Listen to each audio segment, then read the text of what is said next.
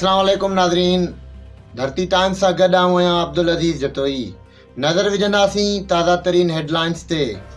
मलीर मां आदम सुरीलो जी ख़बर शामिल कंदासीं। मलीर जे इलाइक़े बिन कासिम टाउन में एडमिनिस्ट्रेटर ज़िला कौंसल कराची नूर संजोखियो सां इलाइक़े जे मुअज़्ज़िन जी तरक़ियाती कमनि जे हवाले सां मुलाक़ात। उन मौक़े ते एक्सिस मुर्तज़ा, सैनिटेशन डायरेक्टर मुश्ताक मटू ऐं ॿिया मौजूदु हुआ। उन मौक़े ते एडमिनिस्ट्रेटर ज़िला कौंसल कराची नूर संजोखे ॻाल्हाईंदे चयो त इलाइक़े में तरक़ियाती कम वॾे तादाद में कराया विया आहिनि ऐं असां आवाम खे रिलीफ ॾियण में पंहिंजो भरपूर किरदारु अदा कयो आहे। असां ख़िदमत कई आहे। असांजा कम सभिनी जे साम्हूं आहिनि। हर इलाइक़े में सीवरेज ऐं पीअण जे पाणी, रोड रस्तनि जूं स्कीमूं ॾिनियूं आहिनि। अवाम जी ख़िदमत कई आहे ऐं कंदा रहंदासूं ऐं असां इंसानियत ते यकीन रखूं था ऐं महिनत कयूं था ऐं भाईचारे वारो रस्तो वरितो आहे ऐं असांजा कम अवां जे साम्हूं आहिनि।